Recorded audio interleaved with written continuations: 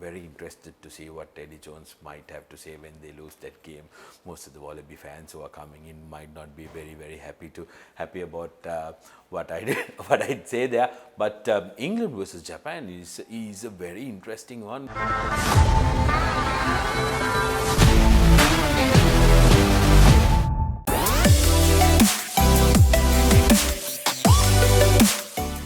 Hello and welcome to another episode of Black Knight Rugby World Cup special. So as we go towards the week 2 of the Rugby World Cup 2023, we will now discuss about what happened in week 1 and what's to come in week 2. So to discuss all this, I have Sudarshana Peiris with me, joined here with us. So Sudarshana, week 1 was really exciting. A lot of people after 4 years of this wait, we've seen the start of the Rugby World Cup. Yes, it's a very long tournament, but what we saw in the first week will be very exciting for us also going forward, isn't it? Absolutely, Damith, and also wonderful to have you chatting about rugby with all this cricket madness happening around the country as well. And yes, like you mentioned, 4 years is a long wait for any rugby fan to wait for this World Cup, and there's a lot of expectations, especially because of the fact that this World Cup is looking like it's going to be one of the most competitive ones after a long time, because we don't have a clear favorite on the ranks. So that's going to be very interesting on how this World Cup pans out. And the first week results are testament to how this World Cup is going to go ahead, because we saw a massive clash first up in the opening game. The French really outdoing themselves in the opening ceremony as well, and then soon after followed by that opening game against the All Blacks. Yeah, when we talk about the first game, France beating New Zealand 27 points to 13. New Zealand, they've never lost a group stage game before that, so that would really hurt their feelings, and that emotions of New Zealand All Blacks going into a World Cup. Yes, they don't have very good memories of playing in France. We all know what happened in 2007, but what do you make of that game? France beating New Zealand. I think their structured play, especially in that second half, because the score, the final full-time score doesn't really reflect on how hard that game was for both teams. Absolutely, I think you're spot on there, because when it comes to the All Black France rivalry, there is a massive one when it comes to World Cups. Like you said, 2007 quarter-final, I think All Blacks are still getting over that, and losing their first pool game ever in a World Cup would have dealt a big blow. But I don't think in any stretch of imagination, not the most ardent All Black fan expected this to be a resounding victory for the All Blacks. There was always this feeling that France might go the distance. The viewers might recall last week, Abdullah Yusuf, who was the expert here, did predict that France might win by 5 points. I, being the All Black fan, wanted All Black to win, but didn't really materialize. But All Blacks started off the World Cup in flying fashion. Mark Tellier scoring a try, and then everybody thought, okay, maybe All Blacks are going to turn up. But then the French, being that well-structured, well-oiled machine that is, and also their forwards really combining well with the backs. I think Dupont, undoubtedly, Damith is currently number 1 in the world. I think he is really putting on a showcase in front of their home fans, and at Stade de France, beating France with that 16 man is going to be a very difficult one. But if we take a look at what happened just the day before, when we record, we are telecasting this today itself, just the day before yesterday, France taking on Uruguay. That was a close call, although the score lines might not reflect it. Uruguay pushed them to the tilt, and just the last minute try shows the scores as 27 points to 12, but it was a very close one. So Uruguay, I think, gave hope to a lot of the other nations that France is beatable. Maybe France did the mistake of taking their foot off the pedal a little bit as well, because Uruguay is a second tier nation. But France versus New Zealand was a testament to what France is set out to do. They haven't won a World Cup, and they are determined to make sure that they win their home World Cup. Yeah, indeed, because now when we talk about Sri Lanka, the Sri Lankan rugby fans, most of them are divided. Most of them are towards All Blacks. Then there's another portion of fans who are supporting Springboks, another portion of supporting Wallabies, then the English team. But recently, there are new fans emerging because of the way Ireland is playing. Ireland beat Romania 82 points to 8, and they are the current number one team. Sudarshana, what do you make of this Ireland team's first game and how they will approach this World Cup? Terrific, isn't it? Ireland looking like a very well-oiled machine. Ireland, just like South Africa in cricket, have never been able to go further than the quarterfinals when it comes to big games, big tournaments, World Cups. But this Irish team is looking like something else. And I think Romania, of course, didn't do themselves any favors in the way they played as well. But the Irish are on. Johnny Sexton coming back in after the ban didn't look like he missed any rugby at all. And their systems are in place. That is why they're the number one team going into this tournament as well.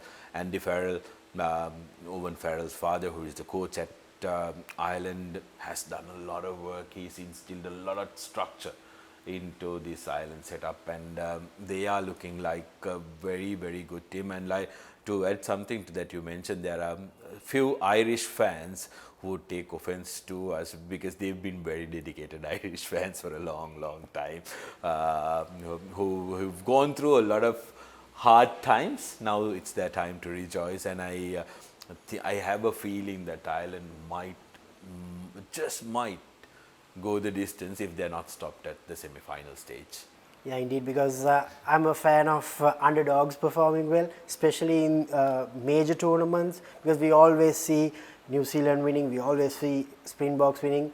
Will we see another champion? You'll be able to watch all this action on the Papare TV, on Dialogue Television Channel 126 as we build towards this special game in week 2. We'll still continue our discussion on the week 1 of Rugby World Cup 2023. We have Black Knight with us for all your personal grooming from head to toe. You have Black Knight, so make sure you all head to any supermarket and make sure that you buy all these Black Knight hair gel, Black Knight spray, colognes, anything. So Sudarshana, Australia versus Georgia. Australia, that group is getting really, really exciting. We'll come to that Wales-Fiji game, what happened in week 1. But Australia, they're also making a statement early on.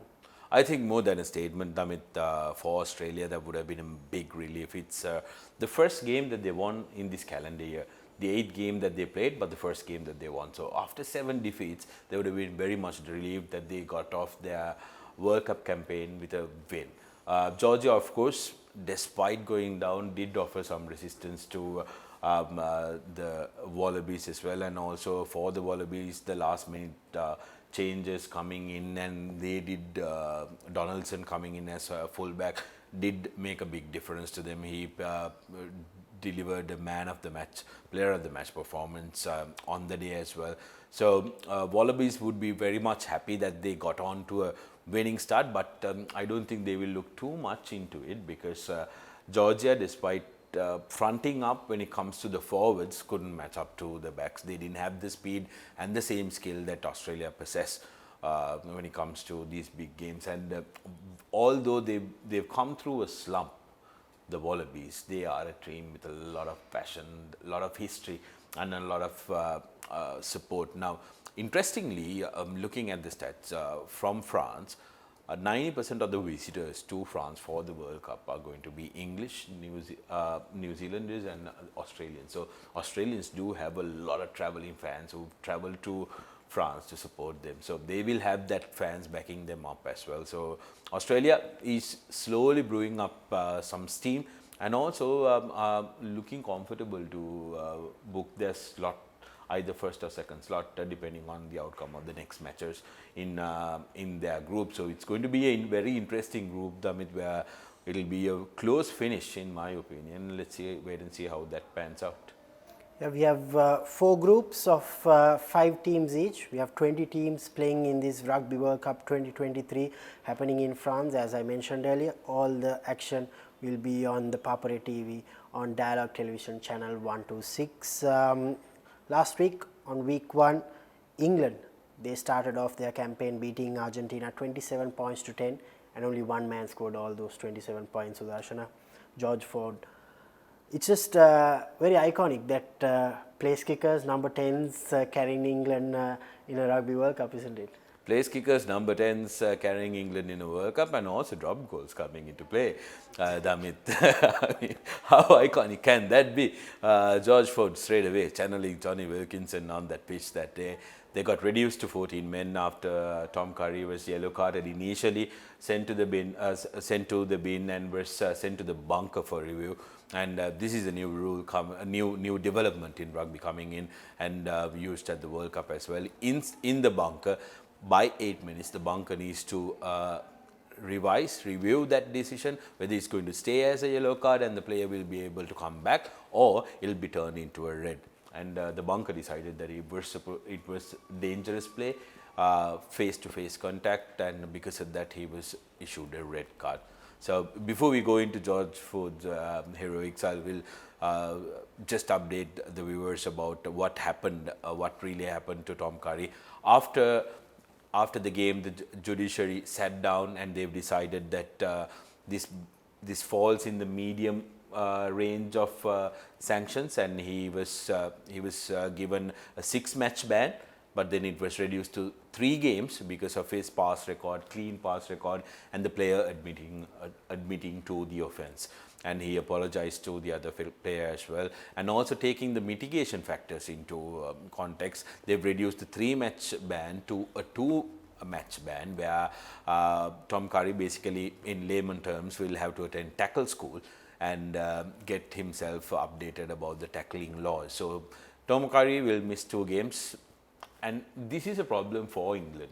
Now RFU is really putting their head down, foot down on tackle management, the tackle height, Damith. But if you see the past couple of weeks, past couple of months, a lot of the English players have missed out games due to high tackle bans. Now, example, their skipper Owen Farrell is not starting the World Cup because he's serving a suspension. Now they lose their number 7, and these are pivotal positions in a team. And if England are not getting there, I think they are under a lot of trouble.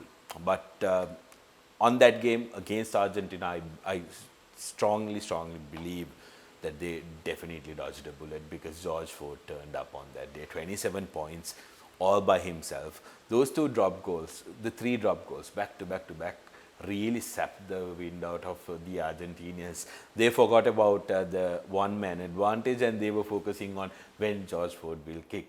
And then the English forwards got an extra bit of oomph, and they managed to make sure that they put in that extra little bit so that their kicker can get forward momentum.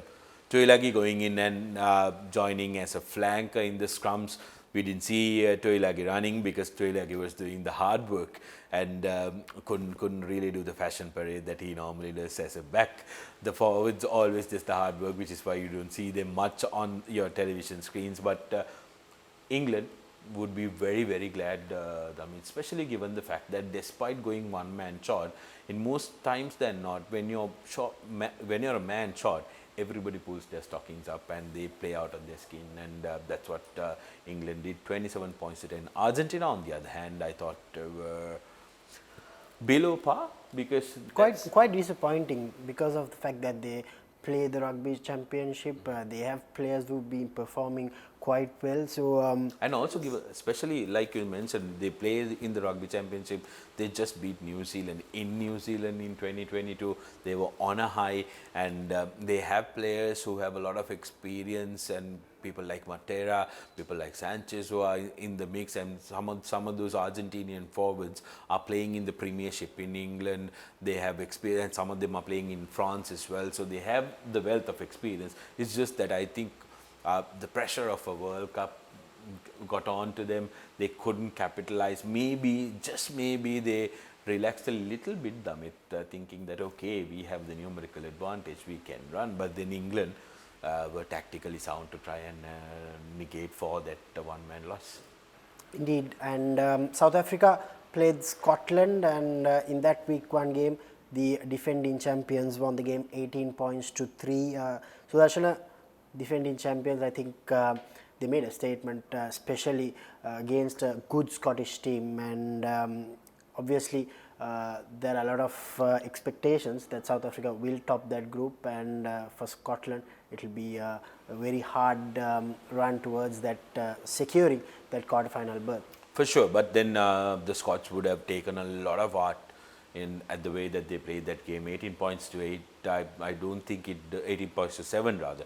I don't think that that provides a very good picture of how that game works, because first half Scotland looked like they were dominating, but it was the second half. I think some of you, if you did watch that game, would remember the second half, first scrum, South Africa forwards made a statement. They wanted to be there. They earned that penalty. They rejoiced in that penalty, and they spoke to each. I think during halftime they spoke to each other and said, "Listen, we are the defending champions.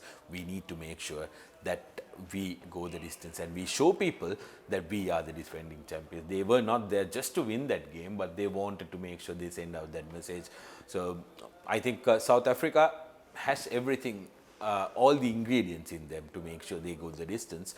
And even more so with a special leader, isn't it? Siya Kolisi, the man who's leading South Africa on and off the field as well.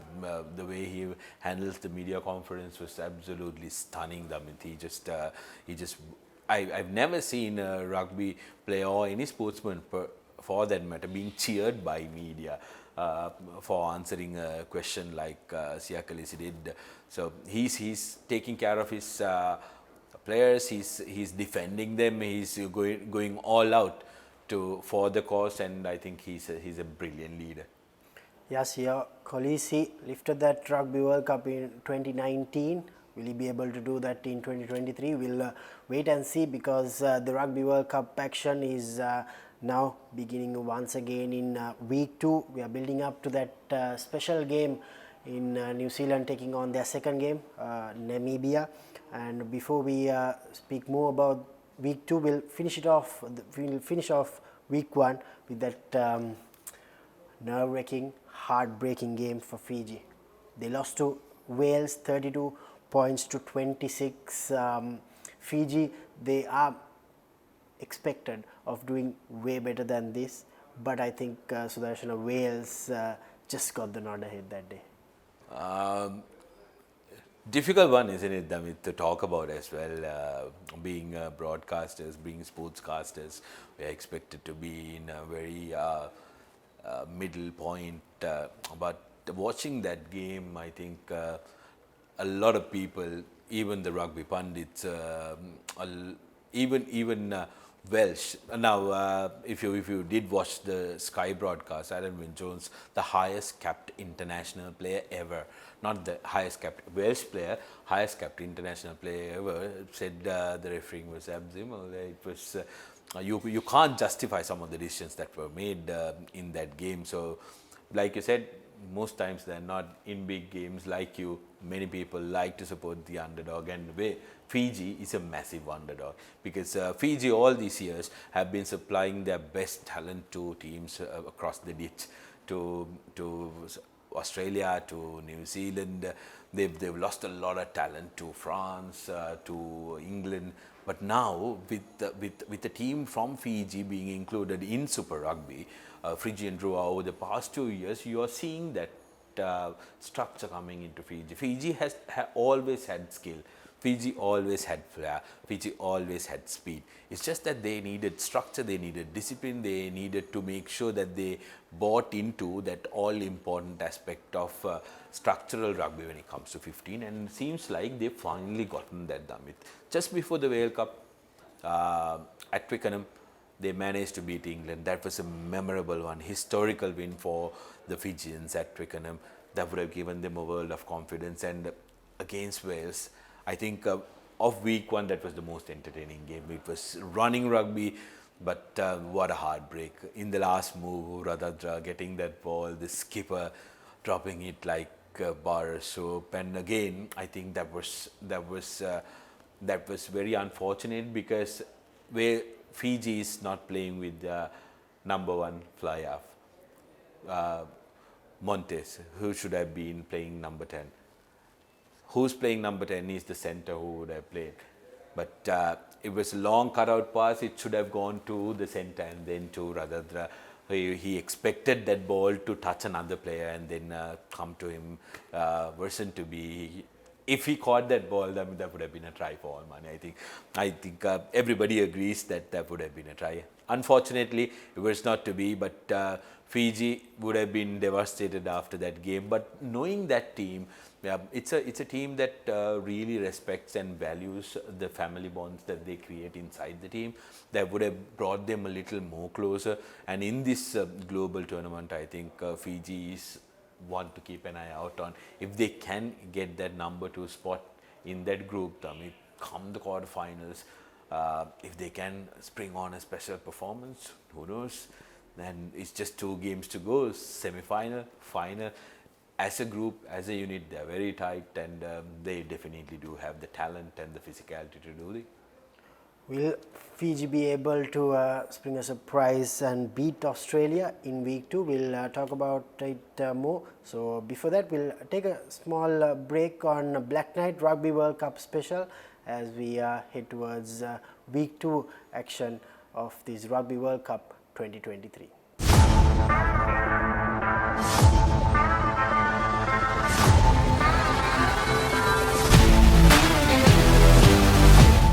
Welcome back to Black Knight Rugby World Cup special. You are watching Rugby World Cup action on the Papare TV on Dialogue Television channel 126. It's the rugby madness all over the world, and as we speak more about week 2, I have few games lined up this week.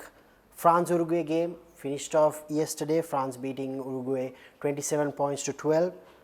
Tonight we have the New Zealand-Namibia game, second game for All Blacks. Then we have Samoa, their first game, playing against Chile. Wales taking on Portugal. Ireland versus Tonga, that will be a very interesting battle this weekend. South Africa, the defending champions, playing their second game against Romania. Australia and Fiji. Fiji, they must win to keep their hopes alive for a quarter-final berth. England versus Japan. Japan also, both teams coming off wins. Who will take the upper hand in that group? And then we have Italy versus Uruguay happening in this week 2. Sudarshana, we'll talk about tonight's game. New Zealand, Namibia. All will be expecting New Zealand to steamroll Namibia, but as an All Black fan yourself, what do you expect them to do? Getting the structure in or getting back into winning ways? Interesting changes made, especially by Ian Foster coming into this game. Damith has taken Moanga out and has brought Damien McKenzie in. That's a big call for Ian Foster against Namibia. What All Blacks will look to do is they will try and you'd say load during these couple of games and make sure that they go all out and make sure that their structures are right. They want to master what the style of play that they want to play at the World Cup, and the people who have gotten the nod, they will want them to try and emulate what they want to do. And also Finlay Christie has been taken out of the squad with a new addition as the scrum half, Aaron Smith dropping to the bench as well. So all these new players will have to try and put their hand up and showcase what they want to do. Yes, I am expecting a drubbing as well against Namibia. They will want to chase away the demons that they collected at the France game, and they will want to make sure that they go the distance come the Namibia game, because sometimes points for might come into the equation when it comes time to deciding who goes as the topper seed. Ireland versus Tonga. Sudarshana, Tonga, they have few former All Blacks playing for Tonga because of the new rules. Now that will be an interesting battle, isn't it? Because Ireland, yes, they will come in as favourites, but you cannot write off Tonga. Oh, absolutely. I think that's going to be a very interesting game. Two different styles of players. Well, Irish, we know they are very forward dominant. They are very physical. They like to kick the ball as well. I mean, but Tonga also has some very skilled players. Like you mentioned, former All Blacks, Fifita in the number 8 position. You get Malika Fekitova playing centre, and also Charles Piota will be at number 15. But also don't forget, despite not really capping as an All Black, Ben Tamifina, who's playing as a forward. He was in the All Black mix. He was in the squad as well, although not getting the All Black cap. He's going to add in a lot of experience, and most of these Tongan players, like we discussed about the Argentines, they ply their craft in the northern hemisphere. Most of the forwards and also the blacks, because they get paid much better there, so they have experience taking on the physical battle. So it'll be very interesting, although Ireland will go in as firm favorites and they will be looking to make a statement and win that one. I don't think Tonga are going to be pushovers. I mean, they will want to make sure that they make a statement and make everybody believe with these new rules coming in that Tonga can perform and Tonga can go the distance. Like we mentioned, even for Samoa, we have Lima Sopawanga, who's playing flyer for Samoa from All Blacks. So it'll be interesting to see what impact these guys make. Unfortunately, for a lot of the World Rugby fans, Israel Folau was injured just before the tournament. Otherwise, we would have had another Wallaby in the mix, former Wallaby in the mix of Tongans. Let's wait and see what the Redmen can do against Irish, who are looking like strong favourites to go all the way. It's week 2 action of Rugby World Cup 2023. You can watch all the games on Papare TV on Dialogue Television channel 126. We have Black Knight with us for all your personal grooming, head to toe. You can buy Black Knight from all the available supermarkets all in this country. So Sudarshana, finally, I'll want you to predict the two winners of these two clashes: Australia versus Fiji, England versus Japan, because it will be very important for those final seedings in these two groups. Australia versus Fiji, England versus Japan. Take your call. You want me to straight away predict those? Yeah. Yes, So please. I think Australia versus Fiji, Damith, it's going to be a very close call with the two teams, because Australians, I think, might have a slight edge when it comes to the forwards play, but I'm going to go with Fiji to win that one, just because of the fact that I absolutely love the Fijians and the way they play. And out wide, I think Fijians have more physicality over the Australians, and they might be able to have a one-up, and I'm very interested to see what Eddie Jones might have to say when they lose that game. Most of the Wallaby fans who are coming in might not be very happy about what I'd say there. But England versus Japan is a very interesting one, because the Japanese looked very good in their opening encounter, and like South Africa found out in the 2015 World Cup, they can spring on surprises as well. I'm banking on Japan to make an upset, but I think England might win that one. England might just go the distance in that one, but I'm hoping. My heart says, my heart is saying, calling for Japan to win that one, but England should win that one with the experience and the depth they have. So Fiji to beat Australia and England to win against Japan. That's Sudarshana's guess. So you can also guess who will win these week 2 games. As we build towards this Rugby World Cup, it's a very long tournament, and all these 20 teams playing in France will be hoping that this tournament will give us exciting rugby, and as fans, that's what we all hope to see. Thank you very much, Sudarshana, for joining with us on Black Knight Rugby World Cup special. And as I remind you again, all these Rugby World Cup action will be brought to you live on the Papare TV on Dialogue Television Channel 126. So stay tuned to all the papare.com social media pages as we bring all these news from France and all the action on the Papare TV as well. So stay tuned to Sri Lanka's #1 sports channel, the Papare TV, and the #1 sports hub, the papare.com. Thank you very much.